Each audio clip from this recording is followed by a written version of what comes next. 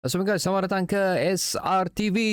Jadi, ya kita ingin membincangkan, ini pun adalah antara persoalan hangat yang seringkali diulangi di dalam ruang komentar SRTV, iaitu mengenai dua nama pemain import yang dikaitkan bersama Sabah FC lah. Tapi walau macam mana pun, sekali lagi sebelum aku memulakan perbincangan ni, ini adalah sekali lagi merupakan persoalan daripada anda sendiri. Tidak ada sebarang pengumuman ataupun kenyataan secara rasmi daripada manajemen Sabah FC yang mereka ingin mendapatkan dua pemain import ini, apatah lagi mengatakan yang mereka ni berada di dalam radar mereka. Lebih kurang macam tu. So, apa yang aku kongsikan di video ni sekali lagi adalah daripada persoalan dan juga persoalan yang anda tanya dengan SRTV dan seterusnya, rumours yang sering kali anda ulangi lah tentang keberadaan kedua pemain import ni. So, okay guys, tanpa buang asa, jom kita mulakan. Salah satunya telah aku sebut pada video sebelum ni, iaitu Gabriel Telas yang beraksi di center forward, boleh juga beraksi as a winger left and right dan juga support striker. Dan seterusnya adalah Gonzalo Di Renzo. Kedua-dua ni adalah daripada Argentina lah. So, wow. Macam lain pula manajemen Sabah. Lain pula rumours kali ni betul-betul melibatkan Argentina pula. Mentang-mentang lah Argentina nampak cerah untuk memenangi World Cup kali ni kan. So, Gonzalo Di Renzo ni adalah merupakan satu individu yang beraksi di bahagian hadapan juga, iaitu selaku center forward, right and left winger, support striker dan juga attacking midfield. So daripada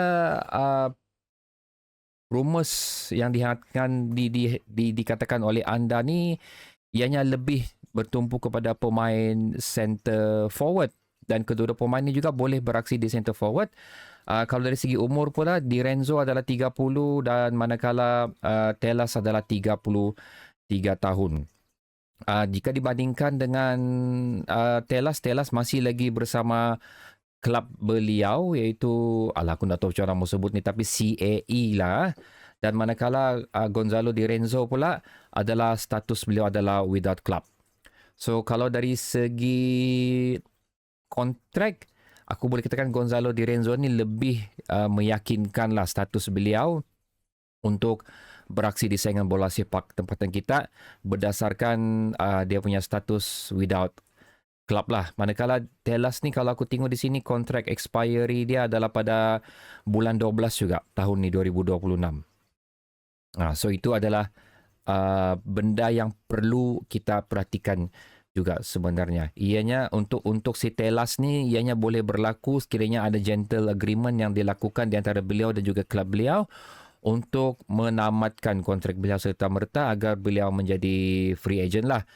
Sekali lagi, untuk bola sepak tempatan kita ni, aku belum pernah melihat lagi perpindahan pemain melibatkan pembayaran daripada klub ke klub lah.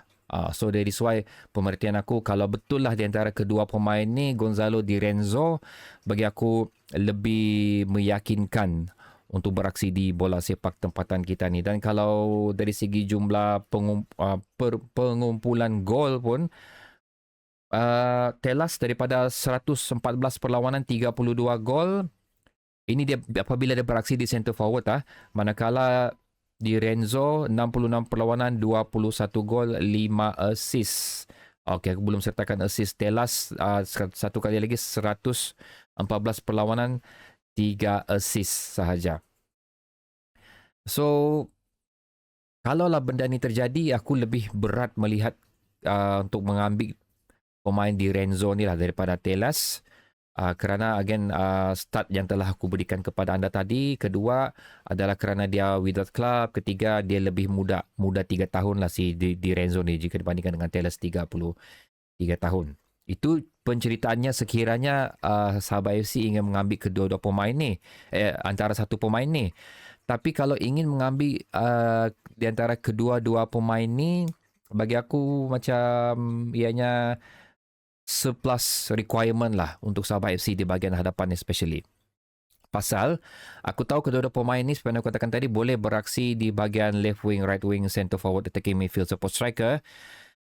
Cuma hasil daripada pemerhatian aku di sepanjang bersama berkongsi dengan anda tentang Sabah FC ni, I know Sabah FC banyak mengambil pemain yang mempunyai bakat untuk beraksi di multiple position. Even player yang tidak pernah beraksi di multiple position pun pernah diletakkan di luar daripada natural position dia. Contoh yang paling ketara adalah Darren Lock. Kita buat benda tu sama Pak Tesu juga. Cuma Pak Tesu ada bakat juga lah sebenarnya untuk beraksi di multiple position. Cuma aku tidak melihat ini adalah satu pengambilan dan juga perbelanjaan yang baik sebenarnya. Pasal untuk pendapat peribadi aku sendiri, ini pendapat peribadi aku sahaja. Anda boleh meletakkan pendapat anda juga. So tidak ada yang betul, tidak ada yang salah, terpulang kepada anda. Tapi untuk aku sendiri adalah lebih baik untuk Sabah FC mendapatkan satu pemain yang betul-betul natural untuk beraksi di position yang diinginkan oleh Sabah FC. So daripada pengertian aku, nampaknya mereka ingin mendapatkan satu pemain di bahagian hadapan, import, dan juga satu pemain yang boleh beraksi di bahagian flank lah, left or right wing. Ini daripada pengertian aku. So, if benda ni boleh terjadi, aku anggarkan Telas akan diletakkan selaku striker, manakala Di Renzo akan beraksi di bahagian wing. Cuma again sekali lagi bagi aku Di Renzo ni lebih dominan untuk berada di center forward jika dibandingkan dengan bahagian right wing, di mana right winger ni bukanlah natural position dia. So aku risau benda ni boleh memberi impact prestasi lah. Kerana again sometimes kita tidak boleh menyalahkan pemain import tersebut juga 100% sekiranya beliau tidak boleh beraksi seperti mana yang kita inginkan atau status as a import player